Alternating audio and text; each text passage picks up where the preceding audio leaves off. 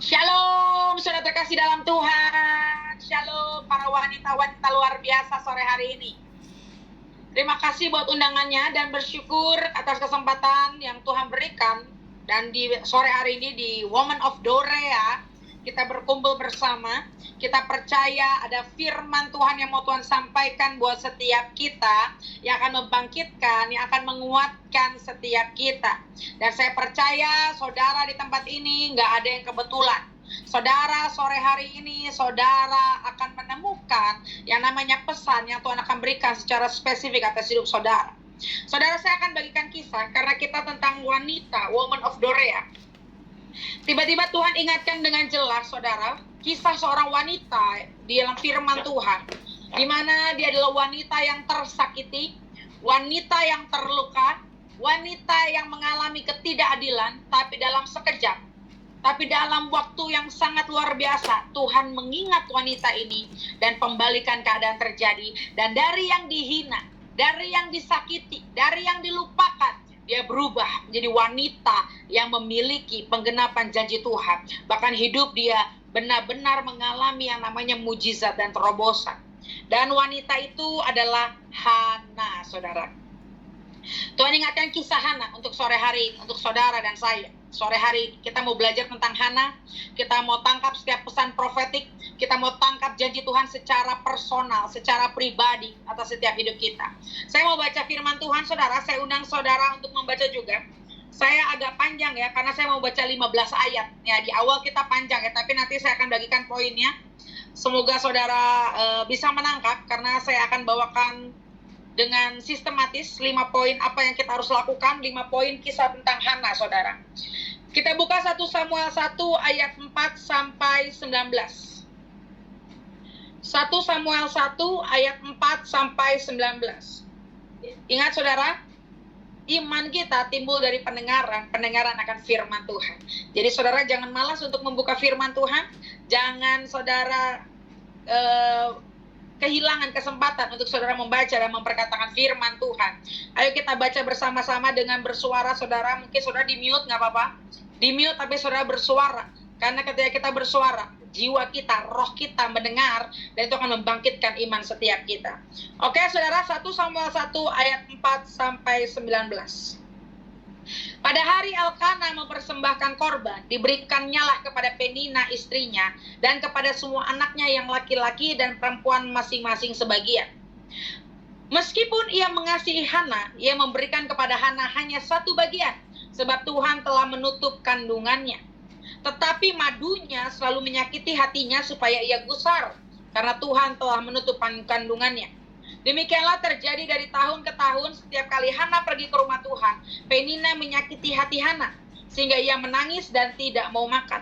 Lalu Elkana suaminya berkata kepadanya, Hana, mengapa engkau menangis dan mengapa engkau tidak mau makan? Mengapa hatimu sedih? Bukankah aku lebih berharga bagimu daripada 10 anak laki-laki? Pada suatu kali setelah mereka habis makan dan minum di Silo, berdirilah Hana sedang Imam Eli duduk di kursi dekat tiang pintu bait suci Tuhan. Dan dengan hati pedih ia berdoa kepada Tuhan sambil menangis terseduh-seduh. Kemudian bernazarlah ia, katanya, Tuhan semesta alam, jika sungguh-sungguh engkau memperhatikan sengsara hambamu ini dan mengingat kepadaku dan tidak melupakan hambamu ini, tetapi memberikan kepada hambamu ini seorang anak laki-laki, maka aku akan memberikan dia kepada Tuhan untuk seumur hidupnya dan pisau cukur tidak akan menyentuh kepalanya. Ketika perempuan itu terus-menerus berdoa di hadapan Tuhan, maka Eli mengamat-amati mulut perempuan itu. Dan karena Hana berkata-kata dalam hatinya dan hanya bibirnya saja yang bergerak-gerak, tetapi suaranya tidak kedengaran, maka Eli menyangka perempuan itu mabuk. Lalu kata Eli kepadanya, berapa lama lagi engkau berlaku sebagai orang mabuk? Lepaskanlah dirimu daripada mabukmu. Tetapi Hana menjawab, bukan tuanku, aku seorang perempuan yang sangat bersusah hati.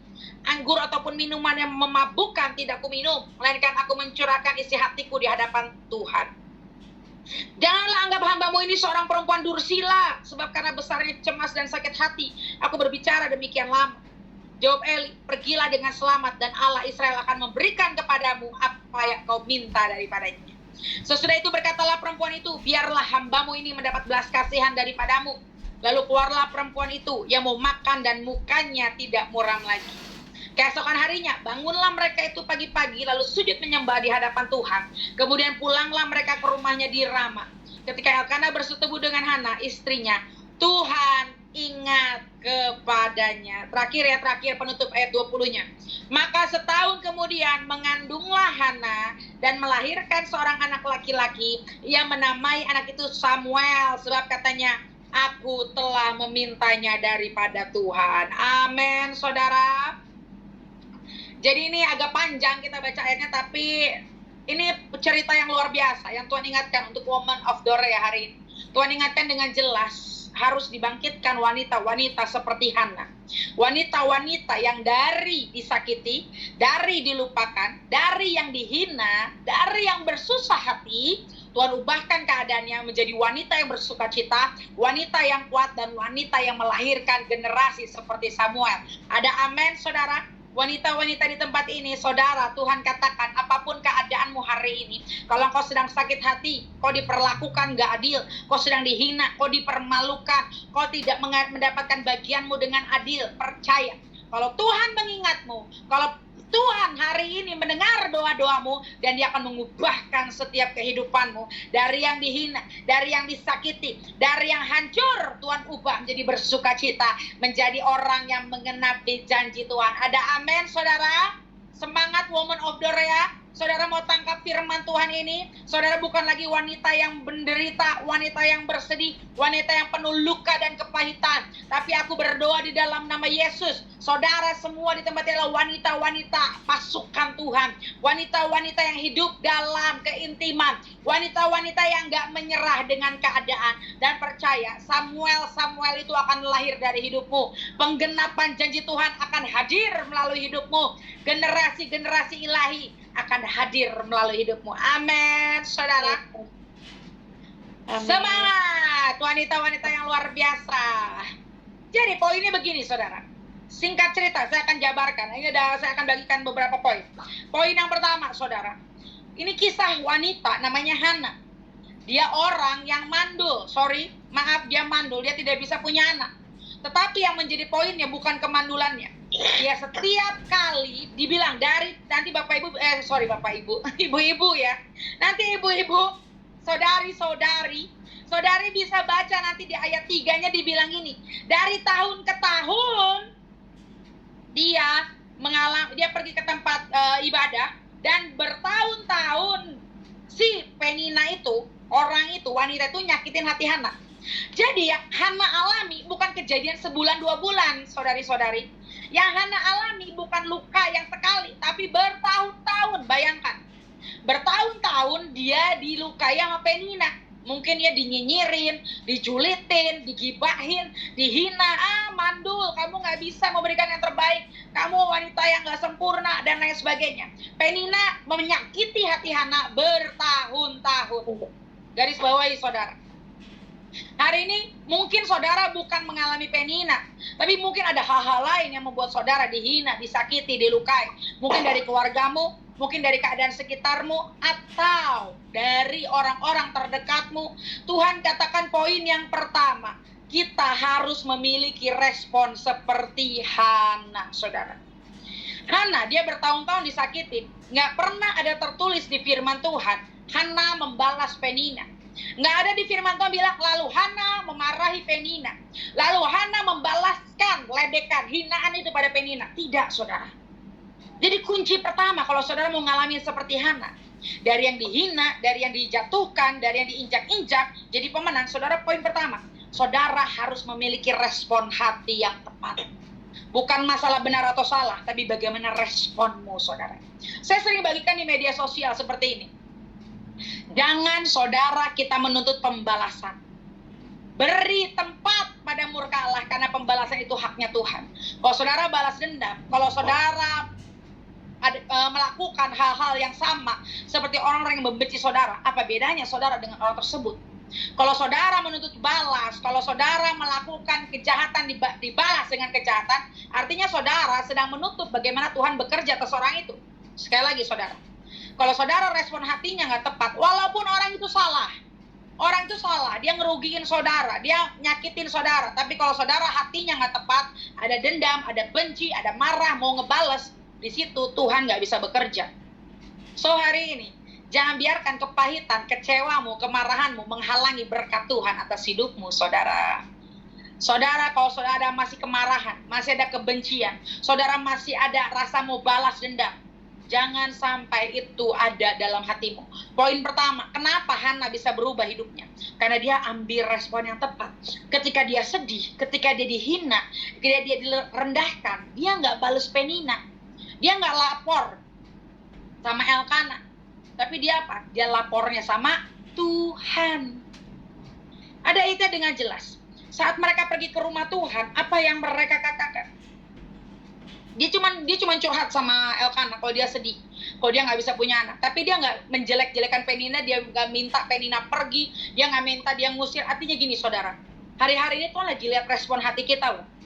Halo wanita-wanitanya Allah, halo wanita-wanitanya Allah. Jangan kita jadi bagian wanita-wanita yang julid. Sorry saudara, jangan kita bagian jadi wanita-wanita yang suka nyinyir, suka gibah, suka menghakimi. Saya mau katakan, Hana bukan wanita seperti itu, makanya dia dapat terobosan yang luar biasa. Jangan bertanya, kenapa jawaban doamu belum dijawab? Jangan bertanya, kenapa kau nggak dapat pemulihan? Jangan-jangan Tuhan masih mau ubah hati kita. Kalau di hati kita masih ada kemarahan, masih ada dendam, benci, itu yang menghalangi berkat Tuhan atas hidupmu. Jadi poin yang pertama, respon seperti Hana. Dia datang sama Tuhan, dia curhat, dia menangis, dia serahkan sakit hatinya, dia serahkan kekecewaannya di hadapan Tuhan. Dia nggak menuntut pembalasan, dia nggak serang manusianya, tapi dia berurusan sama Tuhan. Saudara hati-hati, kalau ini juga kebalikan. Kalau saudara menyakiti orang lain, ini hati-hati, ini bukan hanya saudara sebagai orang yang disakiti loh. Saudara, kita sama-sama belajar. Kalau saudara juga menyakiti orang lain, menyakiti wanita lain, menyakiti orang-orang lain, hati-hati saudara. Kalau Tuhan yang bekerja, kalau Tuhan yang bertindak, saudara, saya yakin gak akan luput juga dari namanya disiplin Tuhan. So hari ini pedang bermata dua. Firman Tuhan bukan hanya dari sisi Hananya, bukan dari sisi engkau disakitin, kau hanya dilukai, tapi juga jangan sampai kita melukai orang lain. Jangan sampai perkataan kita menghancurkan hidup orang lain. Jangan sampai perkataan kita membuat orang lain itu jadi drop, kehilangan harapan, kehilangan semangat. So, hati-hati gunakan mulut kita. Hati-hati bagaimana kita bertindak. Itu poin satu, saudara. Yang kedua, hinaan dan penderitaan Hana membuat Hana masuk dalam destininya sebagai ibu Samuel. Nah, gini saudara. Poin kedua, kalau Hana dia nggak dihina sama Penina, dia pasti nggak akan berdoa segila itu. Dia pasti nggak akan datang sama Tuhan segila itu, dan Samuel akhirnya nggak lahir. Kalau dia cuma mandul, kalau dia cuma mengalami kekurangan, kalau dia nggak ada Penina, nggak ada yang ngehina dia, nggak ada yang ngejatuhin dia, mungkin Hana akan biasa-biasa aja, dia nggak akan bisa melahirkan Samuel. Tapi justru hati dia hancur ketika ada orang yang menghina dan menghancurkan hidupnya. So, poin nomor 2, saudara. Jangan-jangan setiap hinaan, penderitaan yang saudara alami, itu cara Tuhan untuk memaksa kita masuk dalam panggilannya, saudara. Bayangkan kalau Penina itu baik, kalau Penina nggak pernah ngehina Hana, kalau Penina itu wanita yang sangat support Hana, saya yakin Hana nggak akan mati-matian doa sama Tuhan, minta keadilan Tuhan. Dan Samuel nggak akan lahir. Tapi udah skenarionya Tuhan, ada Penina, ada orang yang resek, ada orang yang julid, ada orang yang mau jatuhin kita. Sampai akhirnya mau nggak mau, setiap benih, setiap panggilan hidup kita bangkit. Akhirnya Hana berdoa dengan luar biasa, dia kejar Tuhan, sampai akhirnya apa? Tuhan mengingat Hana. Hari ini poin kedua, saudara.